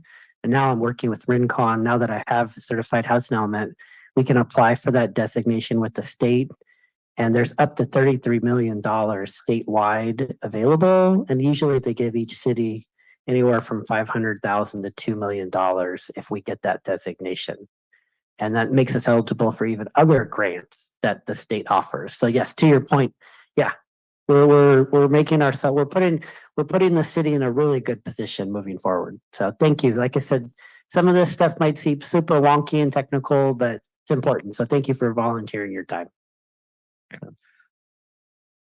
Yeah, no, I mean, this is a big deal to have this approved. I mean, when I got on the commission 2 years ago, feels like yesterday, I guess, we were just getting the fifth element done. And that was way behind. So the fact that we are now exact opposite of being at the tail end of the curve to being at the front of the curve is just a huge, and that's actually mostly on you and what the staff has done. So greatly appreciate not just what you're doing, but also the hiring that you have done and the staff you have brought in to make our planning department that so much better. Okay, now that we've done all that, what I do want to go back to, and I think the next thing we had was I split it out. So we have next up is other actions. Chair Woodson, we do need you to make the motion. Oh, that's right. We didn't make the motion yet. Oh my gosh, we have to actually do a motion on this. Go ahead. So I will make a motion to a motion to recommend that the city council approve an ordinance amending the zoning code to Title 17 to implement program 7.1 of the housing element. The proposed project is exempt from CEQA under section 1501061 B3, as the adoption of the ordinance will have no reasonable possibility that the project will have a significant effect on the environment. Commissioner Barron? Commissioner Rana? Chair Woodson? Yes. Commissioner Herr? Yes. Motion passes. Okay, so now that we've got that done, number 9 is action items. And what I want to do is, since I split out the discussion on the administrative discussions on zoning, can we bring that back up and bring that back into the discussion at that point? So just by way of context, so since I started with the city, I've been keeping a memo of all of the zoning code changes that I think as a staff member, and Allison and Nick have also contributed, that I think at some point we're going to have to tackle. And so we continually add to that memo. The commission's actually seen some of that stuff already. Allison worked on the reasonable accommodations ordinance. She helped me with 2 or 3 housing element policies. And so what Nick brought up tonight in our conversations in our staff meeting was, some cities do these alcohol licenses as an administrative use permit. If the police department doesn't have an issue with a new restaurant getting an alcohol license, and we're not unduly burdening the community with another bar or something like that that might bring other elements, then it seems for a small business owner seems appropriate to potentially ask for an administrative use permit. And in most cities, we still notify everybody within 300 feet. So everyone would still have an opportunity, and we would just say, hey, this is coming on board. If you want to comment, please comment. If you want to have us take this to commission, you can. If we don't hear anything in 15 days, then it would just be approved. And that seems a better way for a small business owner. So those are some of the ideas that we've been kicking around. So. I mean, we've had these come up a lot. Interestingly enough, I think this is less contentious than moving the signed ordinance and signed discussion down to administrative. Probably because there are a lot less times that this comes up, and it's more straightforward because it's a straight business, and it's a business versus a visual sign that shows up in the same complex. We've had this conversation about that specific development and signs there. My question that comes up with it seems, and the reason I'd asked about the numbers in which it was, because what it seems like is we get about one of these per year that comes forward.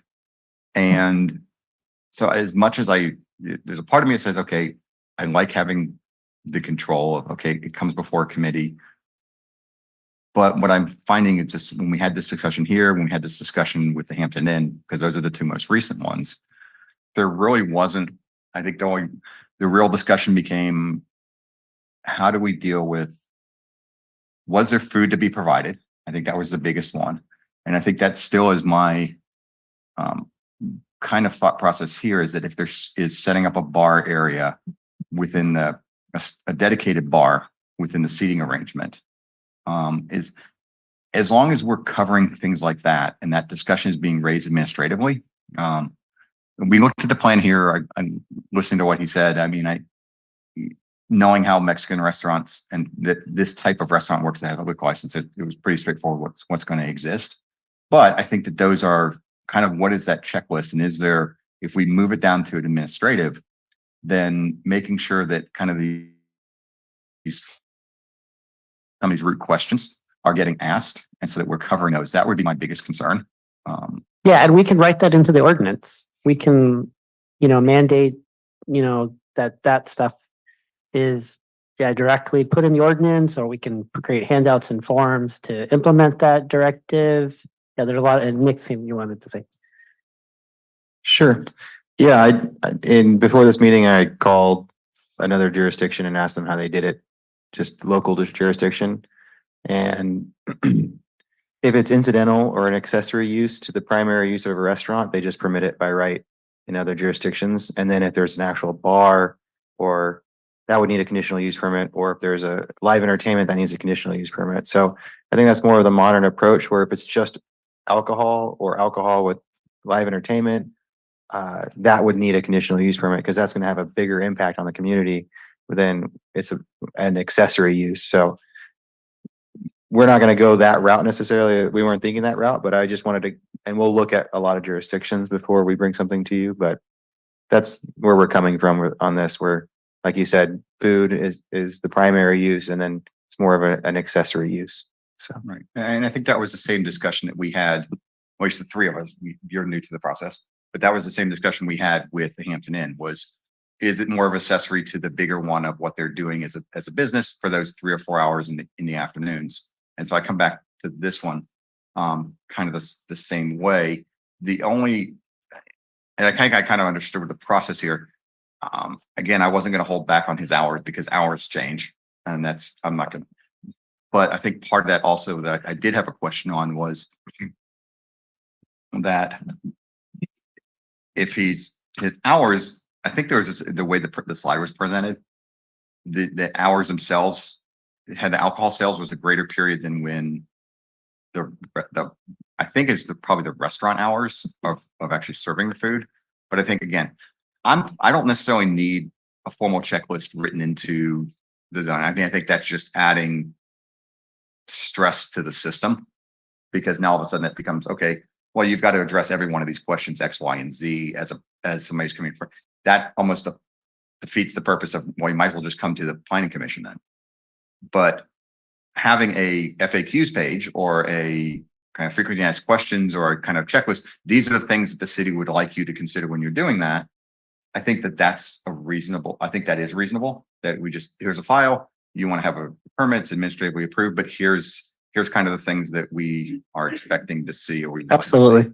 We understand. Anybody else? Well, this specific restaurant, it said if the restaurant is open at 7 and we're gonna start serving alcohol at 10. And I think you said that we can control the time, but it's not, it's a big 8. Yeah. So 10 o'clock, and I don't know much about in the morning. That look very early to me. Especially this probably gonna be a restaurant where it's gonna be a family restaurant, a Mexican restaurant, very convenient. So there is no any consideration about serving alcohol at 10 o'clock in the morning?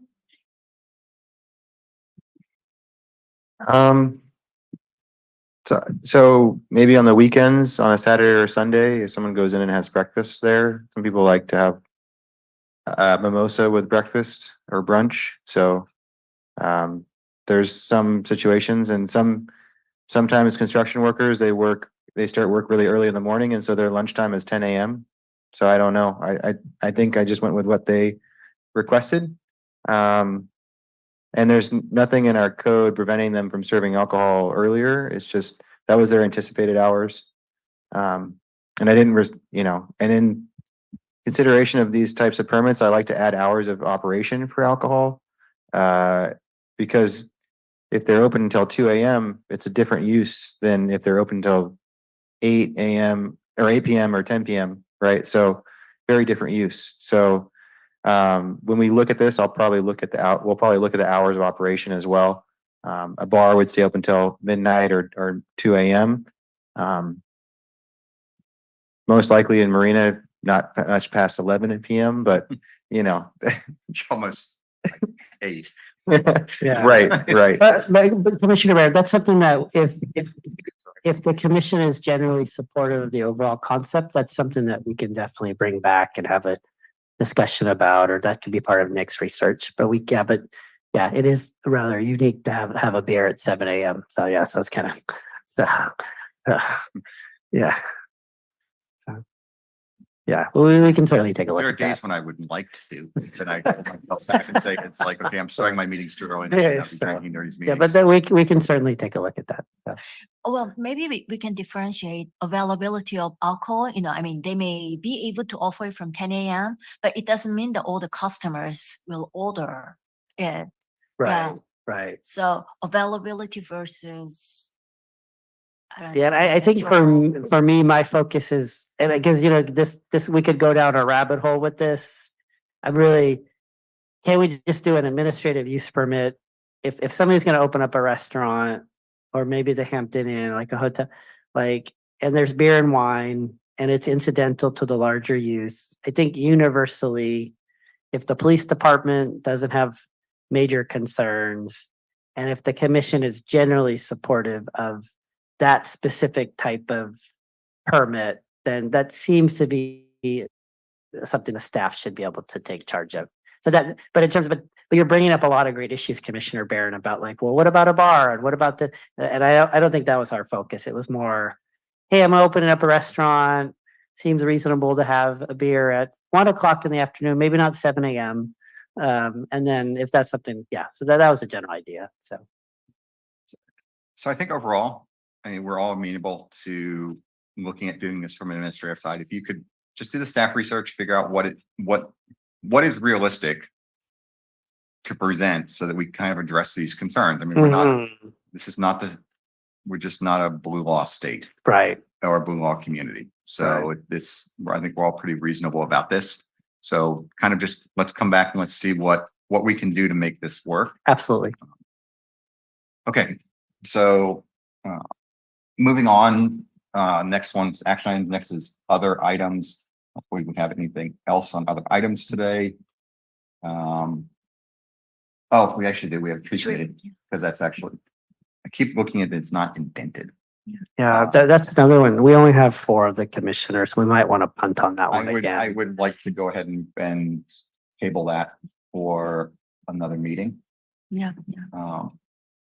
Obviously, the tree committee is actually getting work done right now, so we don't need to, there's a crisis that we need to have in front of them at the moment. And then to the chair, we don't have a meeting, we don't have any items scheduled for April 25th. So the next time we would see the commission would be, I think, let me look on my memo. That would be May 9th. So, So a couple things. So we're discussing that for, we might as well do it here. So May 9th, we do not, or April 25th, we do not have a meeting. July 9th or 10th? July 11th, there is no meeting. So July 11th, there is not a meeting also. Just so everybody is aware that we don't have a meeting that date either. April 25th, we will not have a meeting because we don't have any items agendized for that meeting. The July one, he and I were talking the other day, we just know that there is not going to be a meeting that date Mhm. because a number of people will be out on vacation. Oh, So July 11th. So the first meeting in July, the first scheduled meeting in July. That way you all know so that if you want to plan to do something that day, now you don't have to worry about it. Because usually we don't necessarily know until 3 weeks out. All right. Correspondence, staff updates, major project updates. Nothing for tonight. It's 8:41. It's been a good meeting today. So I guess I'll go to number 12, which is adjournment. So we can do that. Wow.